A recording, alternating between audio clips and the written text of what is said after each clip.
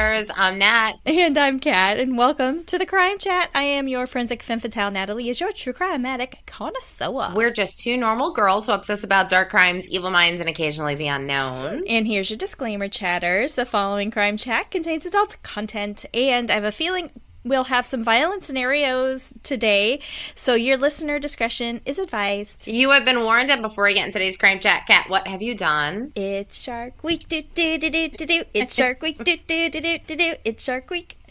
I'm a shark freak, do-do-do-do-do-do. I've been watching Shark Week a lot.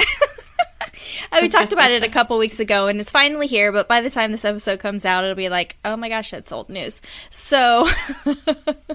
Oh, and Chris knows. I've shown you my cup before, but he also knows. Oh, I'm just a girl who loves sharks. He got me this little makeup bag. It's got a little sharky on it. It's so cute.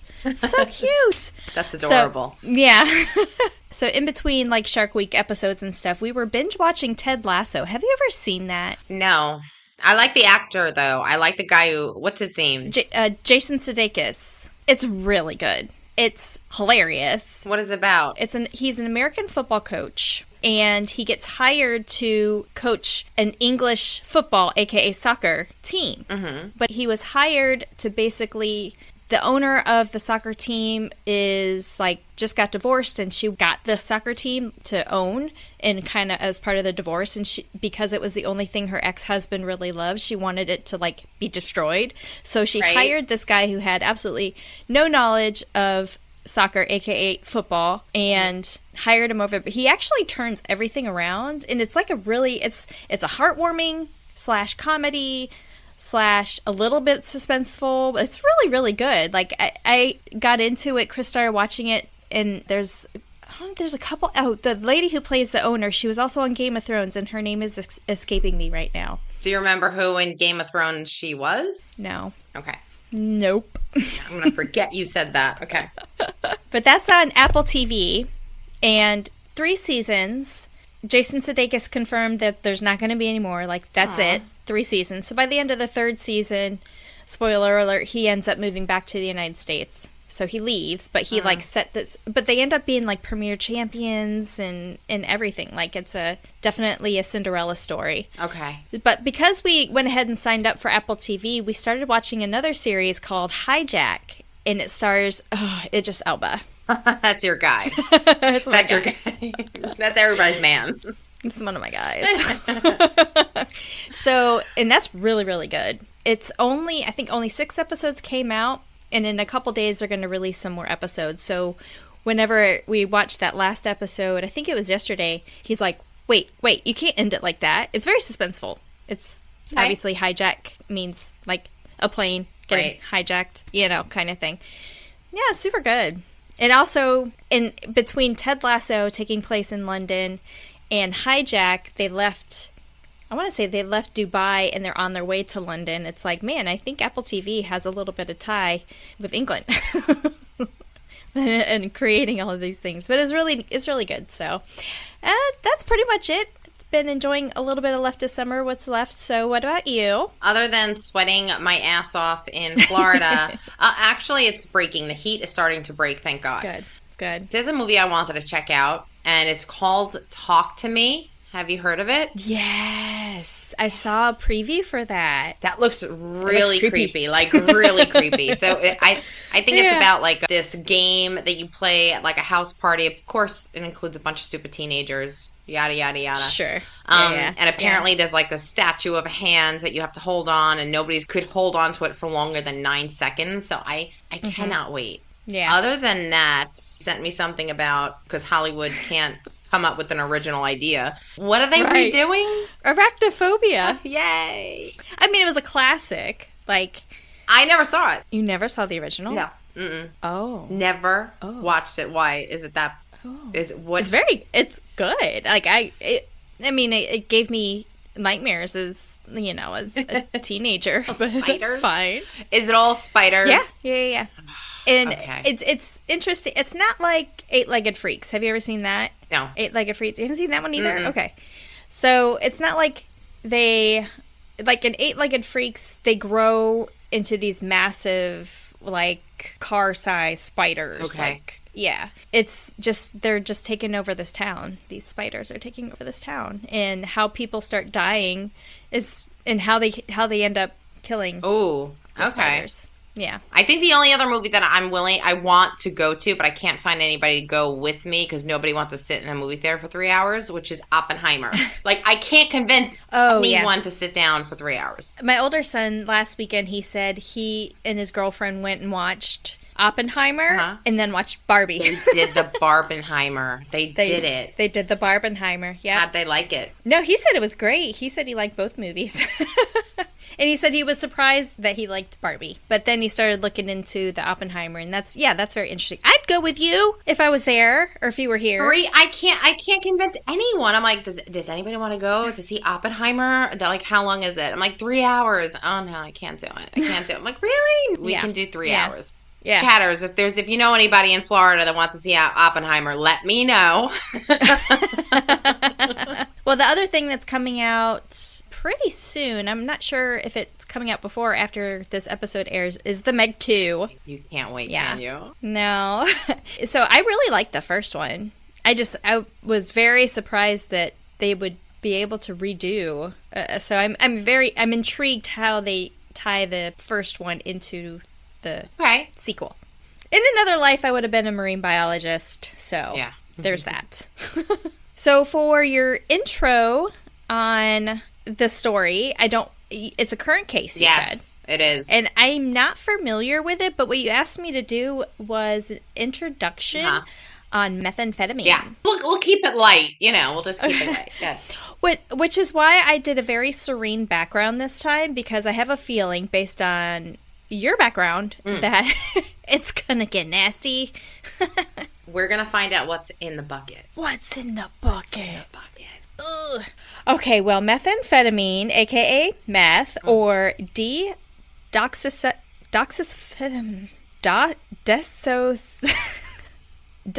even practiced this word. Okay, ephedrine, desoxyphedrine. There you go. That's what it is. Or speed, is a potent and addictive synthetic stimulant drug that affects the central nervous system.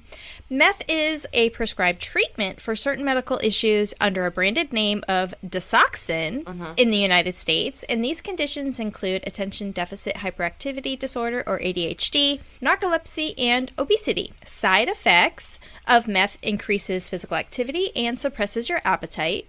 Prolonged use of this drug, the prescription drug, includes aggression and paranoia, kidney and lung disorders, brain and liver damage, chronic depression, immune deficiencies, convulsions, and schizophrenia.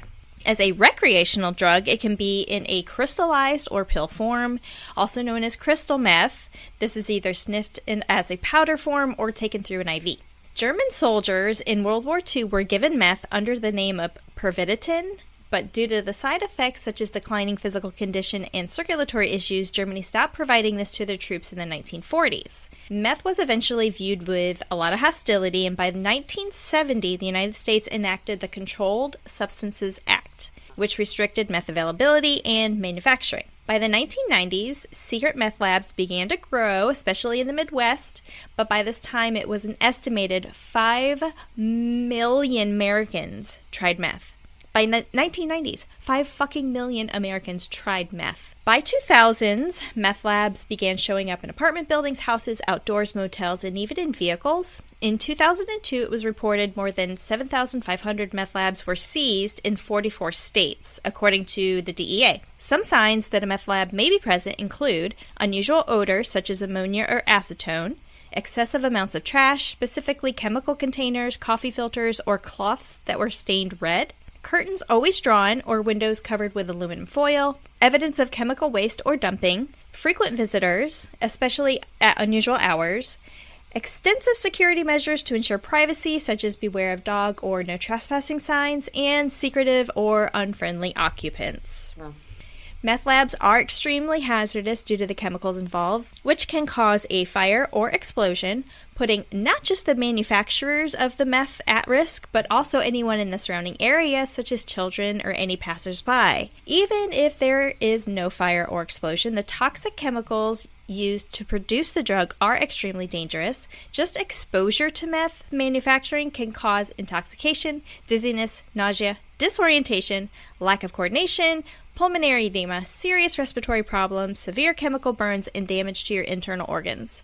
Also, it is toxic to the environment. These labs produce approximately 5 to 7 pounds of toxic waste for every pound of meth produced.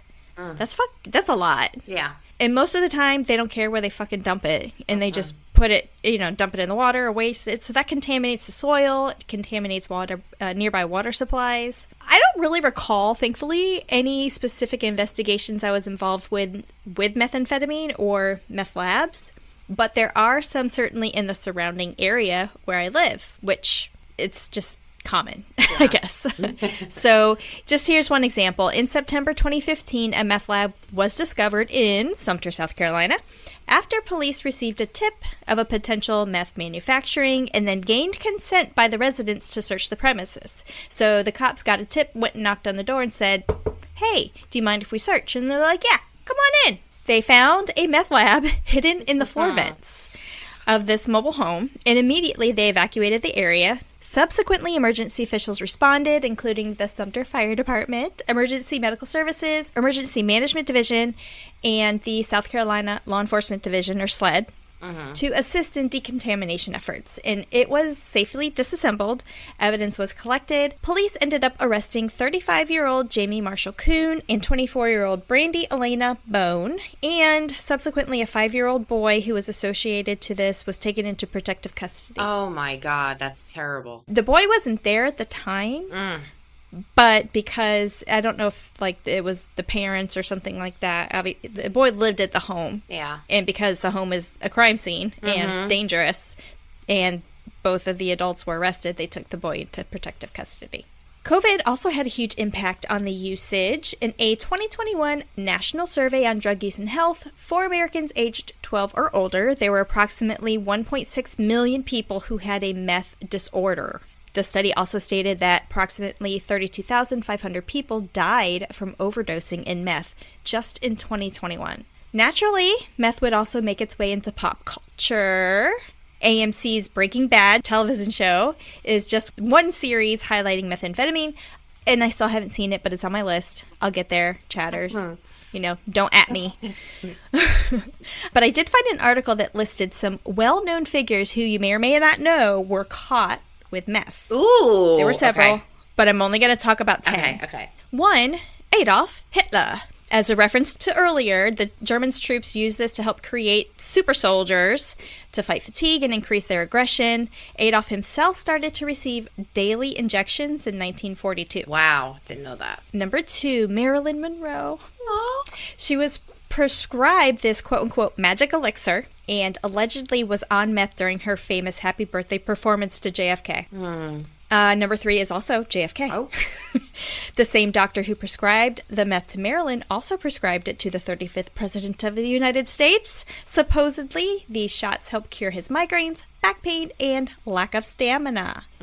Number 4, Andre Agassi, the famous tennis player. He failed a drug test in 1997, claiming his water bottle was spiked with meth by his assistant.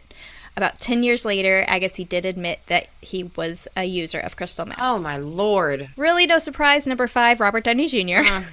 He was arrested for possession of cocaine and meth in November of 2000. However, he claims to be completely sober, and the strongest thing he currently consumes is an espresso. Number 6, Yasmin Bleeth. Do you remember Baywatch? This Baywatch babe with Pam Anderson? Which one is this? She was one, dark hair, light eyes, beautiful. The lead one that was in a relationship with Hasselhoff. Hasselhoff? Well, she entered rehab after a car accident where she was under the influence. After police found syringes, meth, and other paraphernalia in her hotel room, she actually only walked away with a traffic citation. No. I think because she admitted herself into rehab, I think. I don't know for sure. Okay. Number 7, Jodie Sweetin, a.k.a. Stephanie from Full House. After the show was no longer in production, she spiraled downward using alcohol, cocaine, ecstasy, and meth. After a family intervention in 2004, she entered rehab and most recently is part of Netflix's Fuller House. Wow. Number 8, Fergie. Miss Fergalicious herself, the matriarch of the Black Eyed Peas, entered rehab in 2006 after a dealer threatened her life. She told Oprah in 2012 she quit cold turkey after seeking spiritual guidance and being paranoid of being followed by FBI and SWAT. Number 9 is Nick Stahl. He began acting at the age of 12 and was in films such as Terminator 3, where he played John Connor. Yes. And he was also in The Thin Red Line. In 2012, Stahl's wife reported him missing, but it was later discovered that he went into rehab. Like, he didn't even tell his wife he was going to rehab. He just went. Okay. And his wife reported him missing. However, a year later in 2013, he was arrested for being at a meth party. The cops weren't even looking for him. They were actually looking for somebody that he was with to do a parole compliance. They show up at this party and oops. Oh, boy. Wrong place, wrong time. And number 10, Amy Winehouse. After a string of arrests for violence and drug possession between 2006 and 2010, chronic use of meth, heroin, and cocaine binges, plus a slew of psychological complications, led to her death in 2011. So I hope that helps with a little bit of introduction into your story today, and I'm assuming we're going to talk about meth. Yes. Meth is bad. Drugs are bad, okay? South Park. Yes. Drugs are bad, okay? Thank you for doing that because it is a problem. You're welcome. But it did get me thinking that I don't live in a big city anyways, and I'm kind of like on the skirts of the city, but in the county. Yeah. And I got to thinking, I'm like, man, my neighborhood, like there could be people in my neighborhood that... You know, because there's a lot of people like beware of dogs, like no trespassing. There's a lot of that. Yeah. And it's not like we're on like these super huge, like we have almost an acre on our property, but so there's not like it's acres and acres between houses. It's a comfortable neighborhood. We're not stacked on top of each other, but it's like, it just got me thinking going, let me pay a little bit more attention next time I go on a walk or a run. Yeah. At the end of the story, you're going to find out, Kat. What's in the bucket? What's in the bucket. Behind me, I have a picture of our suspect. And then the handsome Brad Pitt. What's in the bucket? You're going to find out what's in the bucket. Oh, my gosh. Okay. Today is about a case that is currently in the news. The suspect's name is Taylor Denise Sch-Business. Have you ever heard of her? Sch-Business. Nope. Taylor Denise Sch-Business. She was born November 23rd of 1997. Ooh. Her original name was Taylor Coronado. Mm-hmm. She changed it to Sch-Business in 2018. Taylor lived in Illinois until 2007 when her family moved to Green Bay, Wisconsin. Mom died in 2009, and over 10 years later, her brother died in a motorcycle accident. Oh. Between the ages of 7 and 14, Taylor received mental health counseling for ADHD and depression. She spent 3 days in a mental health facility, and in 2012, clinicians said that she suffered from thought disturbance and hallucinations. She was diagnosed with bipolar 1 disorder and psychosis. Now, bipolar disorder is a mental health condition categorized by extreme mood swings that include depressive episodes and periods of mania or hypomania. There are two main types of bipolar disorder. Both types are similar, but they have distinct differences. So like in bipolar 1 disorder, a person experiences manic episodes that last for at least 7 days or even more. It usually is severe enough that they require immediate hospitalization. These manic episodes are periods of intense and elevated mood, energy, and activity levels. In some cases, individuals with bipolar 1 disorder may also experience depressive episodes, which are characterized by feelings of sadness, hopelessness, and a lack of interest or pleasure in most activities. The mood swings in bipolar 1 disorder are extreme, and the shifts between mania and depression can be disruptive and impair daily functioning. Bipolar 2 disorder is similar to bipolar 1, but the manic episodes are less severe and are referred to as more hypomanic episodes. So hypomania is a milder form of mania and doesn't involve the same level of impairment or possible hospitalization. People with bipolar 2 disorder experience depressive episodes similar to those in bipolar 1, which can cause significant stress and difficulties in daily life. The key distinction between the two, bipolar 1 and bipolar 2, is the severity of the manic episodes. While bipolar involves a full-blown mania, bipolar 2 has more hypomania. There's a difference here because you can have bipolar 1 or bipolar 2, but when a clinician adds on things like with psychosis, that's a completely different other step. That's another step. So with psychosis, it is a mental health condition categorized by a loss of touch of reality. People experiencing psychosis may have a difficulty distinguishing between what's real and what's not. It's important to note that psychosis itself is not a specific mental health disorder, but rather a symptom that can be associated with several different psychiatric conditions, such as bipolar. The most common disorder that includes psychosis as a symptom are schizophrenia, schizoaffective disorder, bipolar disorder, and severe forms of depression. Symptoms of psychosis that go along with these other disorders are hallucination, delusions, organized thinking, etc. I have a question. So with the psychosis and with the trauma that she endured early, can this be triggered by trauma? Okay. Yeah. Trauma is one of the biggest triggers. Okay. In 2014, Taylor found herself once again in a mental health facility. She was diagnosed with mood disorder with psychosis and was given medication. In 2017, Taylor was sent to live with her grandparents in Texas and stayed there for about a year. And her family stated that she continued to exhibit bizarre behaviors and had hallucinations. Around this time, she met Warren Sch-Business. What's Sch-Business? Just reminds me of, like, you know how when we came over, you know, from England, like when the United States started to populate and, you know, they're like, oh, that's Michael the Porter. Well, he became Michael Porter. You know what I mean? Like things like that. So, well, that's Warren from Sch-Business. What's Warren's Sch-Business? I don't know. That's his last name. That's just absolutely. That's just kind of how they come up with it. So now she met Warren Sch-Business and they got married real quick. This was back in 2017. And then they ended up having a child together. Now, this child, I tried to look, but I guess because it's an ongoing case and because it's happening right now, information about this child I can't find. I can only find Warren, but I can't find really anything else about that. So I'm assuming after September we'll know more. When September comes. Can we add that? Okay. Allegedly, Taylor's husband had been a meth dealer and introduced her to the drug in 2021. Taylor was committed for 6 months and ordered by the court to take her medication. She wasn't taking her medication on a regular basis, which caused her to have these manic episodes. Not to mention, her home life wasn't exactly stable. And I imagine she's like, well, the meth makes me feel better. Why do I have to take my medications? So while on meth, Taylor had full-blown delusions, hallucinations, and paranoia. At this point, they had this booming drug business. They were both drug dealers. They were both users, and they were making their meth, and they were dealing it, and they had money pumping in. And this is in Wisconsin? Yes. Okay.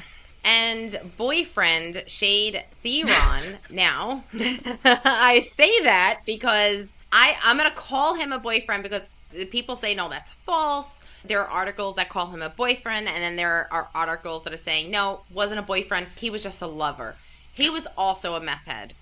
I say that, you know, with the most respect. But, like, he used meth, and they also had something on the side going on. So, Shade Theron was born September 7th, 1997 in Green Bay, Wisconsin to Tara and Michael. They had 3 other kids. The other kids, they're in the obituary, but I didn't want to say their name just out of respect. This just happens. So I'm like, you know what, let me not say too many names. He had a big, close family. They made up of grandparents, aunts, nieces, nephews, cousins, and a lot of friends. He graduated from Bayport High School, and he was a talented artist. Friends and family said that he was a very kind and compassionate person. He was always there to lend a helping hand or a listening ear. And the pictures of him, you could see it in his eyes that he was a kind, compassionate person. He's adorable. Like, you know, it's a shame this happened to him.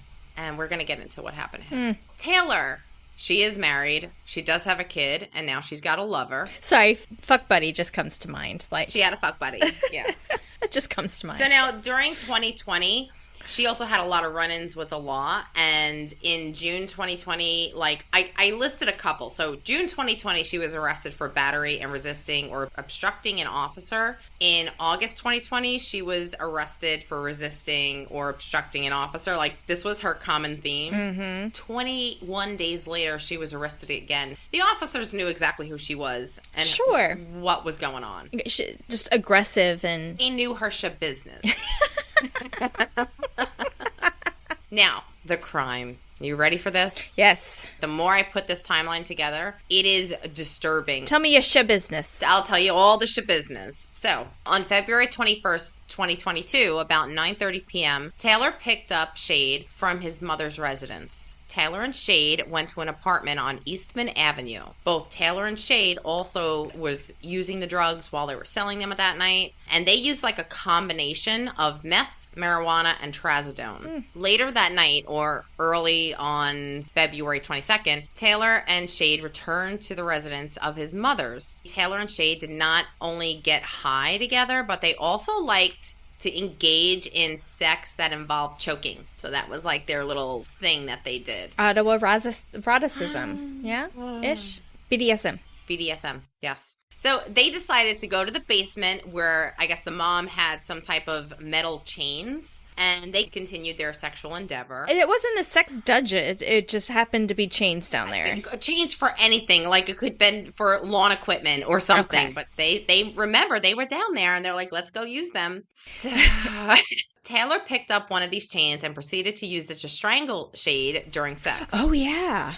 That's a great idea. However, she strangled him to death. Taylor then began to play with his dead body for the next 2 to 3 hours. Whoa. Like necrophilia?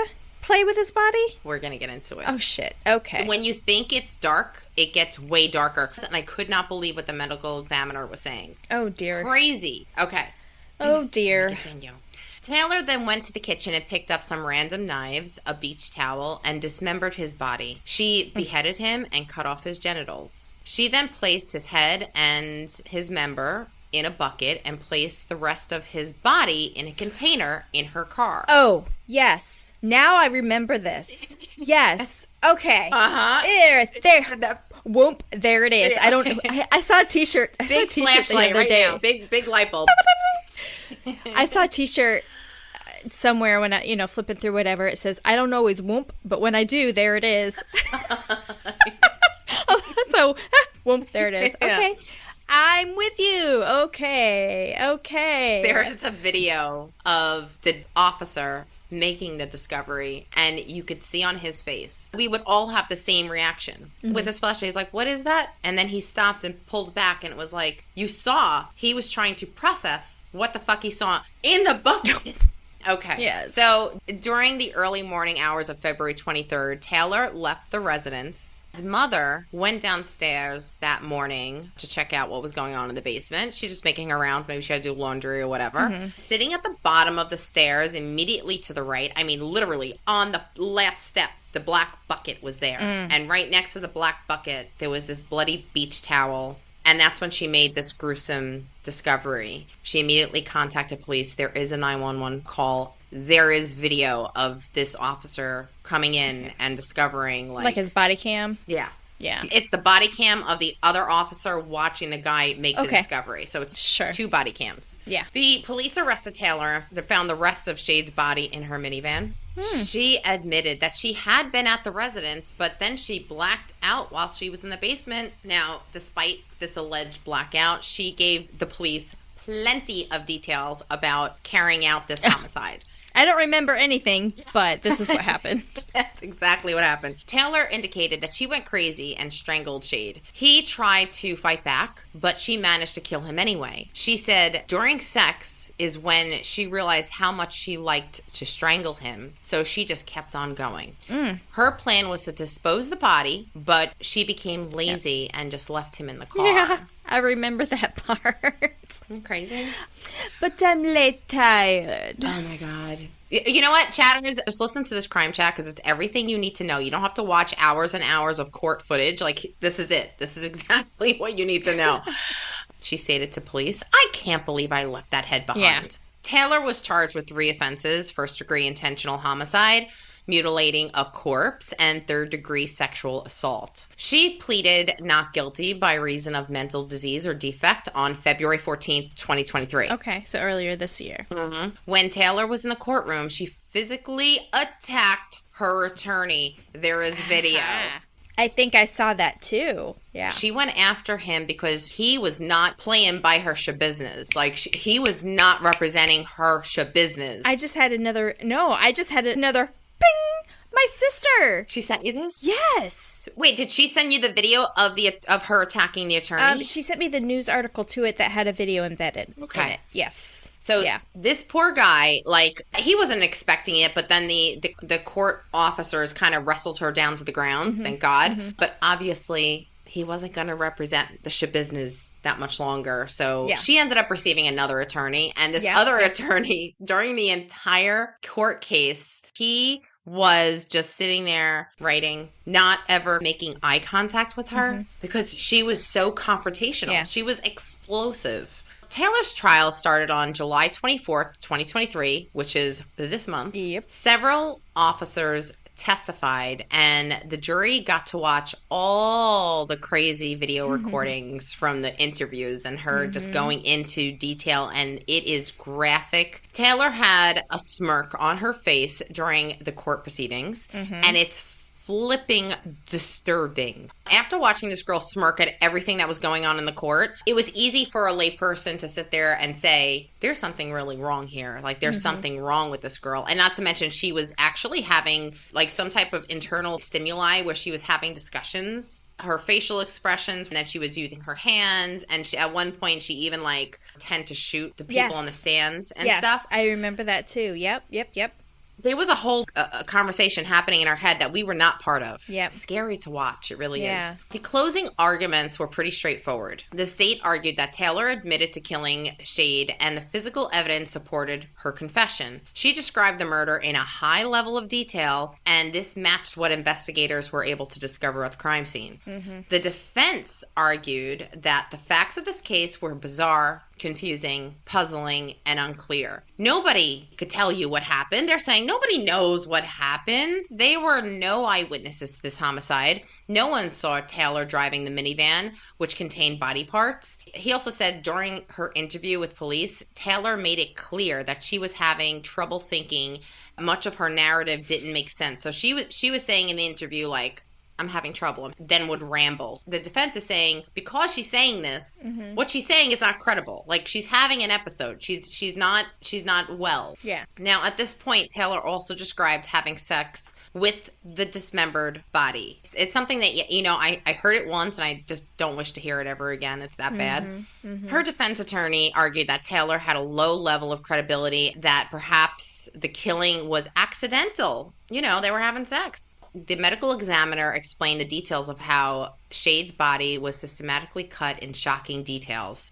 He said he's never seen anything like this before. Body was essentially bloodless. A prosecutor then asked the witness if he had any concerns from the toxicology perspective about the blood, and if he was able to collect it from the crime scene in the basement. He stated, the bucket where the portion of the remains were recovered, there were additional substances in the bucket other than his blood, like spinal fluid, water, and another person's blood, probably hers. Probably. The medical examiner also explained the process of the victim's internal, literal bloodletting. The back had been flayed or defleshed. Also, the muscles of the back had been removed, so that his rib cage and spine were exposed. Yeah. The torso from the neck all the way down to the groin had been bisected.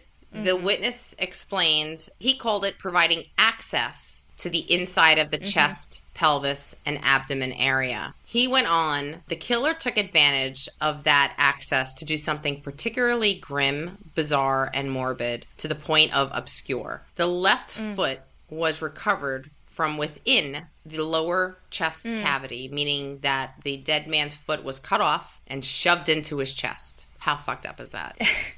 I'm not laughing. How fucked up is that? It reminds me, some people sometimes are like, I'm going to shove this whatever so far up your ass that you're going to be able to taste it. Or, like when, that's the picture that I just got. Like being able to see, wow. Is that crazy? Oh. Yeah. And also his right thigh, all the tissue, soft tissue, had been removed. The medical examiner stated this would have taken hours. We have a decapitation. We have dismemberment. We have intersection of the torso. Subsequently, we have entered inside the body through various cuts, both at the abdomen and between the ribs. And we also have castration. She diced him up. She was there for hours. She's the female Ed Kemper. Yeah. She's the female Ed Kemper. And this poor man is almost like the male version of the Black Dahlia. Yeah. So it's just so disturbing. Sch-Business stated that she performed sex acts to the victim's penis, like using it like a dildo, but not necessarily on her. She was using it on him. I don't know.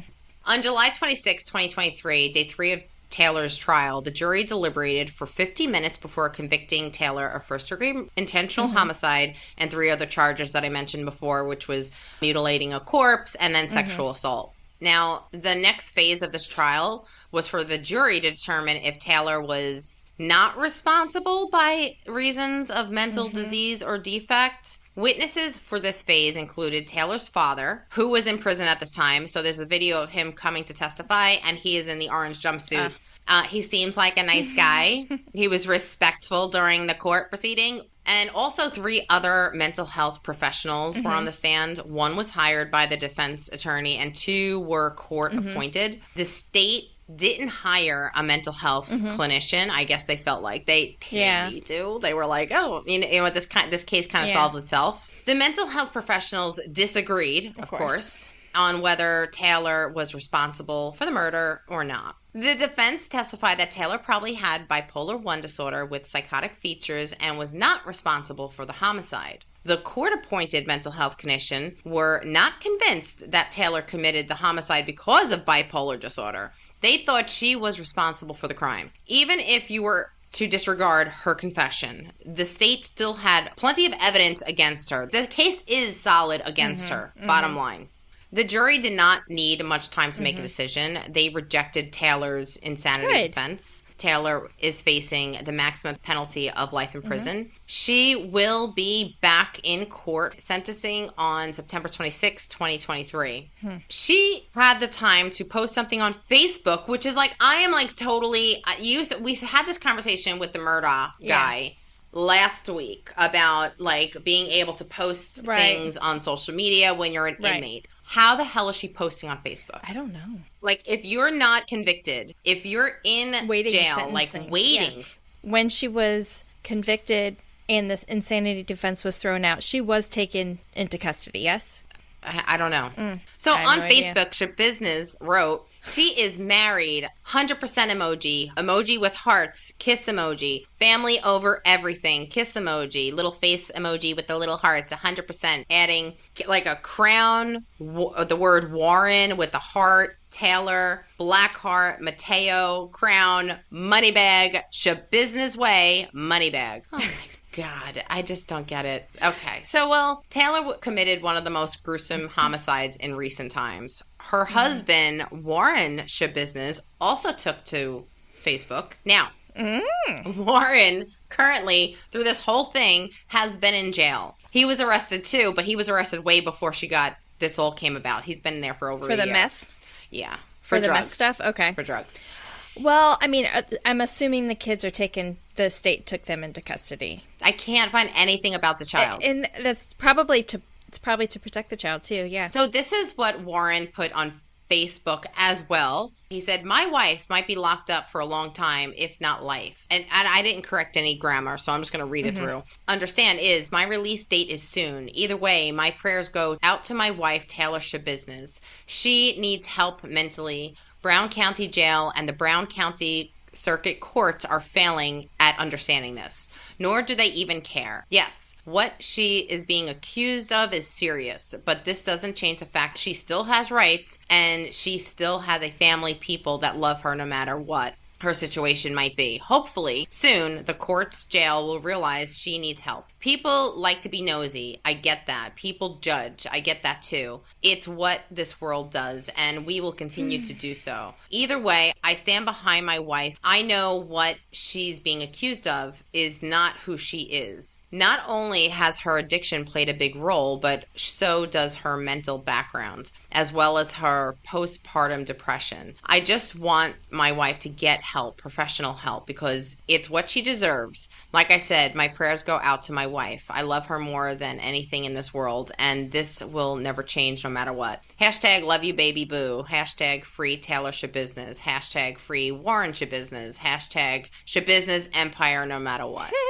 What the fuck, Kat? What the Sch-Business? What's the fucking Sch-Business? Hashtag go fuck yourself. Hashtag Sch-Business.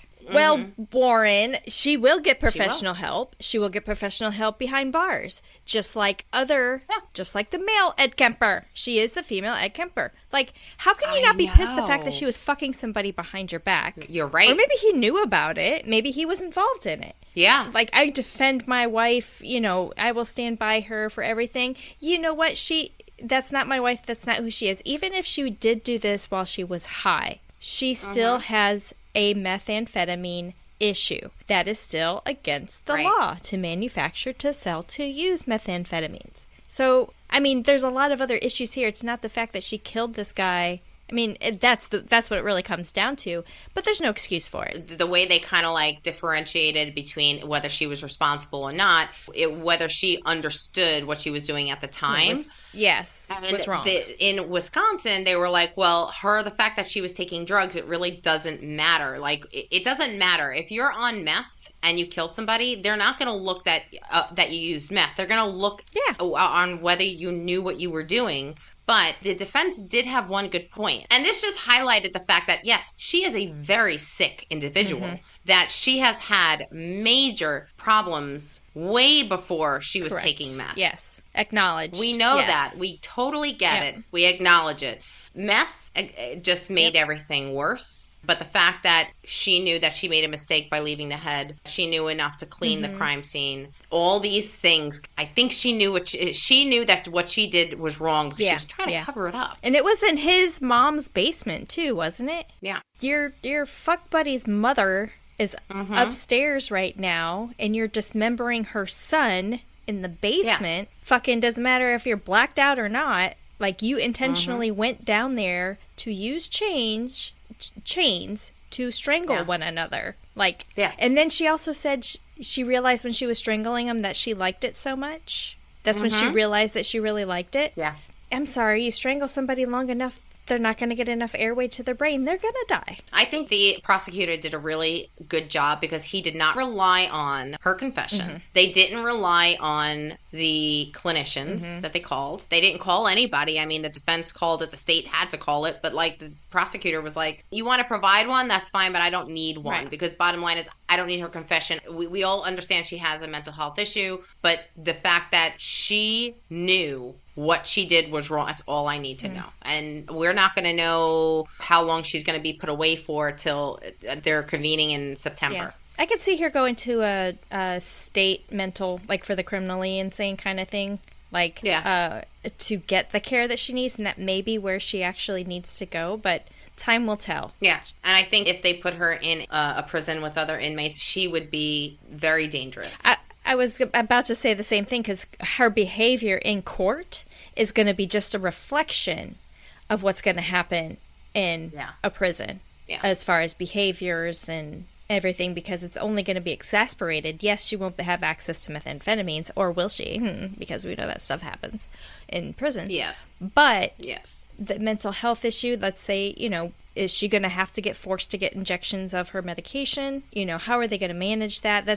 I don't know. I hope so. I think so. And I think you're right. Best scenario for her is to go to some type of hospital, some type of treatment center that she will, for the criminally insane. Because I watched the videos, Kat. It's disturbing.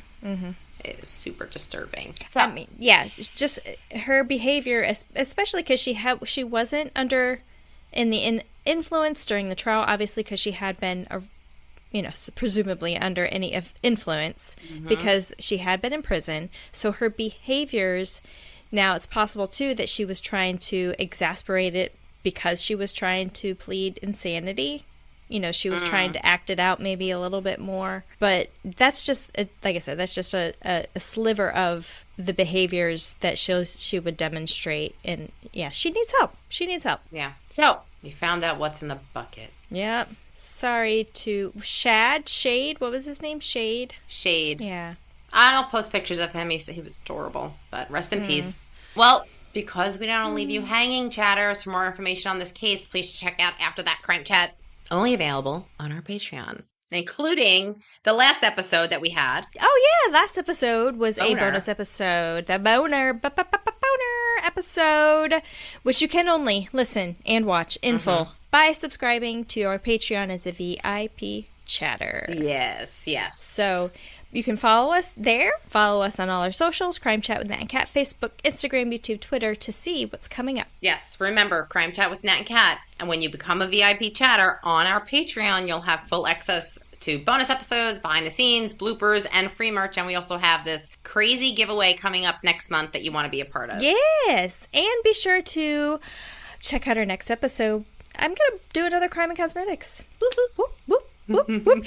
We're going to get away from dismemberment and decapitation and cutting of sexual organs for a while. And torsos. We're going to leave torsos away. No torsos. It's going to be soups interesting, so you don't want to miss it. All right. Well, we'll see you on the next Crime Chat. Bye. Say no to drugs.